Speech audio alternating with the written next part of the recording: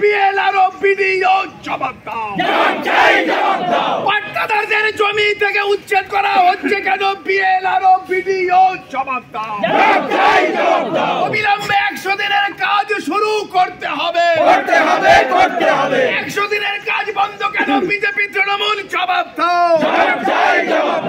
100 দিনের কাজ বন্ধ কেন? বিজেপি তৃণমূল জবাব দাও। আবাস যোজনায় চুরি বন্ধ করতে হবে। আবাস যোজনায় সব গরিবের নাম নথিভুক্ত করতে হবে। জমি চোরের বিরুদ্ধে, জমি লুটের বিরুদ্ধে, জমি মাফিয়াদের বিরুদ্ধে অবিলম্বে বিএলআর অফিসকে জমি মাফিয়া মুক্ত করতে হবে। বিএলআর ও জমি মাফিয়া ও সুবাদাদের বিরুদ্ধে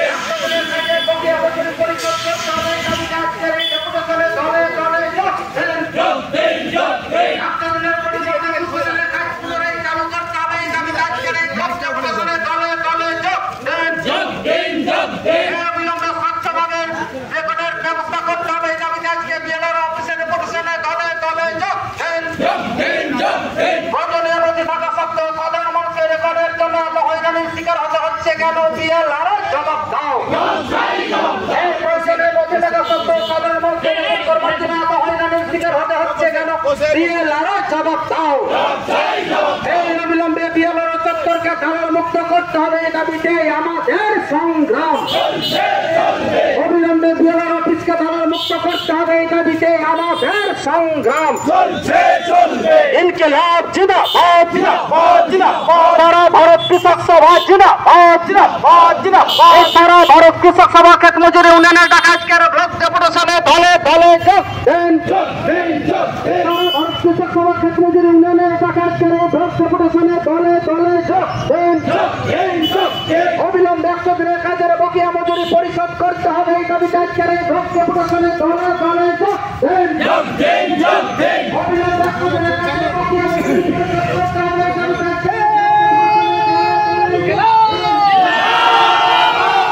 জমি চোরের বিরুদ্ধে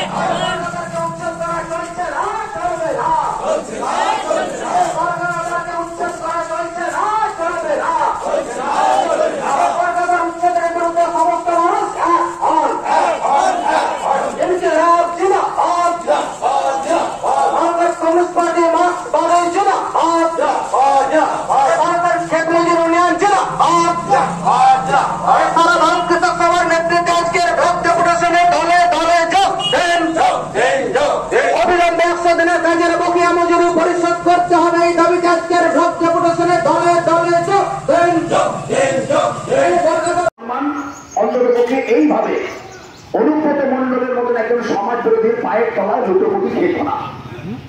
এটা তারা লজ্জিত নন, কিন্তু আমরা লজ্জিত।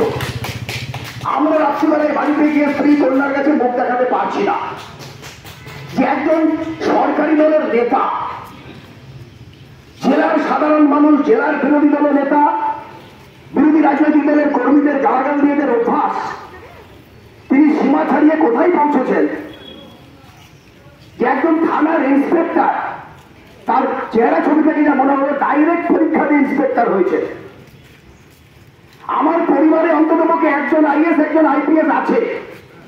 আমি সিপিএম পার্টির সর্বক্ষণের কর্মী হতে পারি, তাহলে আমার একটু লজ্জা বেশি। গত পরশুদিন রামপুরহাট থানার আইসি ছিলেন, হাওড়া জেলায় ডিএসপি এই পদমর্যাদার আধিকারিক হয়ে অবসর গ্রহণ করেছেন একজন অফিসার আমাকে ফোন করেছিলেন। উনি বললেন, দেখবেন এবার পুলিশের মধ্যে বিস্ফোরণ হবে। আমি তাকে শুধু একটা কথাই বললাম, আর হবে কবে? আর কতটা নিচে নামালে পরে আপনাদের বিস্ফোরণ হবে? এটাই তো ভেবে পশ্চিমবাংলার মানুষ আমরা করে পাচ্ছি না। আর সংবাদ মাধ্যম দেখুন, এখন জেলাতে অনুব্রত মণ্ডলের অনুগামী বেশি না কাজলের অনুগামী বেশি, এই নিয়ে সংবাদ মাধ্যম ব্যস্ত। অনুব্রত মণ্ডলের অনুগামী কারা কারা কাজলের সঙ্গে আসলো, চলে এলো, সেটা নিয়ে ছবি। কাজল মণ্ডল গেছেন ডেপুটি স্পিকার আশিস ব্যানার্জির বাড়িতে, যার নিজের ভাইপো হচ্ছে হোয়াইট কলার ক্রিমিনাল, যার কাছে প্রিন্সিপাল করে রামপুরহাট থানায় নন বেলেবল কেস বের হয়, বেলেবল কেসে বের হয়, কোটি কোটি টাকার মালিক, প্রিভিলেজ লয়ার থেকে ফার্ম হাউসের মালিক। এখন অনুব্রত মণ্ডল খারাপ, আশিস বন্দ্যোপাধ্যায় ভালো। তার বাড়িতে গেছেন জেলা সভাধিপতি কাজল শেখ, তিনি এখন শক্তিশালী। অতএব খবরের কাগজের ছবি, খবরের কাগজ, টেলিভিশন চ্যানেল এখন এই নিয়ে ব্যস্ত। পুলিশ আধিকারিকরা অনুব্রত মণ্ডলেরও ফোন বাজেয়াপ্ত করছে, থানার আইসিরও ফোন বাজেয়াপ্ত করছে। অনুব্রত মণ্ডলের নির্দেশে বোলপুর থানা ঘেরা হচ্ছে, কেন? আইসি তোলা তুলছে। আচ্ছা, পশ্চিমবাংলার পুলিশকে তোলাবাজিটা যে আইনি, এটা যে বেআইনি নয়, এই শিক্ষায় শিক্ষিত করল কে? তৃণমূল পশ্চিমবাংলার সরকারে আসার আগে পুলিশের এই দুরবস্থা ছিল? পার্থ চট্টোপাধ্যায়ের জুতোর ফিতে বাঁধছে পুলিশ। নেতা বেরোচ্ছেন, বাড়ির থেকে যাবেন নবান্নতে, তার ব্যাগ হাতে নিয়ে বেরোচ্ছেন একজন আইপিএস। এসডিপিওর বাজার করছে সিভিক ভলেন্টিয়ার, তার ছেলে মেয়েকে স্কুলে নিয়ে যাচ্ছে কনস্টেবল। বইমেলাতে ঢুকতে গিয়ে বাধা, তাই একজন ইন্সপেক্টরকে প্রকাশ্যে থাপ্পড় মারবো বলছেন মুখ্যমন্ত্রী স্বয়ং। মুখ্যমন্ত্রীর বাড়ির কালী পুজোতে প্রদীপ জ্বালাচ্ছেন ডিআইজি। সিবিআই হানা দিয়েছে ডিজির বাড়িতে, তাই মুখ্যমন্ত্রী অবস্থান করছে। এই ছবি পশ্চিমবাংলায় অতীতে ছিল, অতীতে ছিল। দুঃখ কোন জায়গাটা? দুঃখ হচ্ছে পুলিশ নিজেদের মান মর্যাদা যা দিয়ে দিয়েছে। এখন এত করুণ অবস্থা, এরকম অশ্লীল অশ্রাব্য যা কানে শুনলে বমি আসে। কোন ভদ্রঘরের সন্তান উচ্চারণ করলে তার মৃত্যু অবধারিত। এই ভাষায় একজন পুলিশ অফিসারের স্ত্রী কন্যাদের উদ্দেশ্য করে গালাগালি দিচ্ছে, তবু এখনো পর্যন্ত নোটিশ পাঠানোর পরে অনুব্রত মণ্ডল গ্রেপ্তার হচ্ছে না। ঠিক এইভাবে চলছে রাজ্য।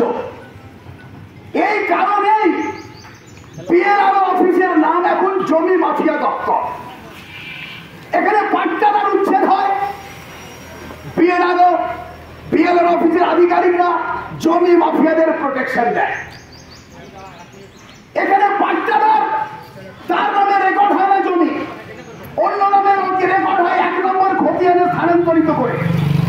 তারপরে সেই জমির চরিত্র বদল হয়, লক্ষ লক্ষ টাকায় সেই জমি মাফিয়াদের মাঝখানে রেখে বিক্রি হয়ে যায়। আমার নামে জমি, আমার দলিল, রেকর্ড হচ্ছে অন্যের নামে।